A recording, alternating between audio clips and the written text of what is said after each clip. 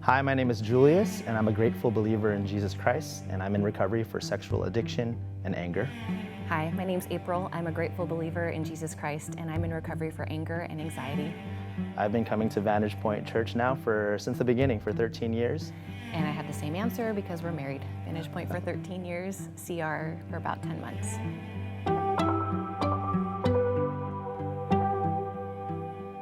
So before Celebrate Recovery, I was living in the darkness. I'm on stage playing the bass guitar. I'm singing these songs to God, and inside, I'm hurting because I know that I knew that there was a sin in my life that was hidden, and it was lonely. I'm in recovery for sexual addiction and anger, and my story starts when I was in junior high. Pornography was something that was accessible, and it's something that I viewed, to kind of get away from the world and stresses that I was dealing with.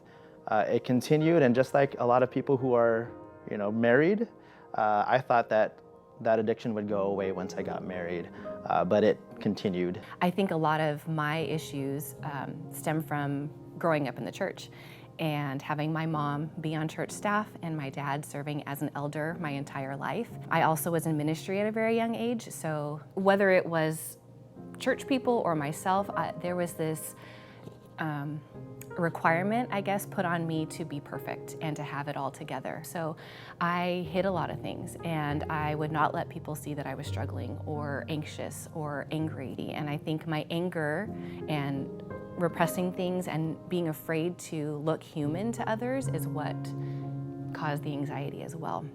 And I brought a lot of that into our marriage. We actually had a crisis in our marriage about 3 years ago, and we hit rock bottom after being married for 17 years. It was a really low place, and we were desperately struggling and trying to fight for our marriage. So we started 10 months ago, and in the weeks leading up to our very first meeting, I knew who was going to be in CR with me, and I was a little nervous because these people knew me. They knew me as somebody who sang on the worship team, and I knew that when I walked into that room for the first time, I was gonna have to say what I was in or joining Celebrate Recovery for. And I remember that first meeting, walking in, and when I shared about the crisis that we had gone through, I heard an audible gasp in the room. And I wasn't sure if I wanted to come back. But, they say it's like peeling back these layers slowly and gently. I realized that I need to stick with this program. I'm seeing changes, and it took a couple months, but I started to see changes, and by sticking with it and showing up every single Sunday, God began to do a work in my heart that I didn't think was possible. I didn't think it was possible that He was going to recover our marriage on this level. I didn't even know if I wanted it, but as He showed me where I was flawed and where I needed Him, He started to do an incredible work.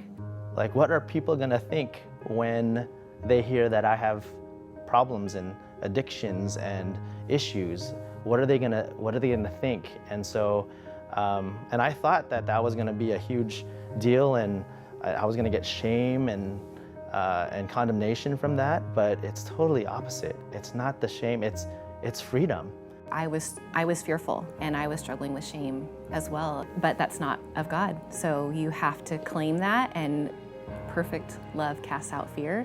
Claim His perfect love. We just celebrated 20 years just last month, and like April said, I didn't know if that time was actually gonna happen or it was gonna come. But when I'm fighting for my own recovery and fighting for even just my relationship with Christ, it in turn makes me fight for my marriage.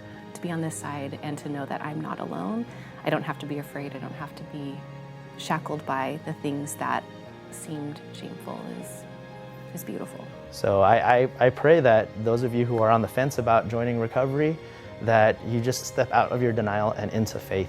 It's just crazy what God can do if you're obedient to show up.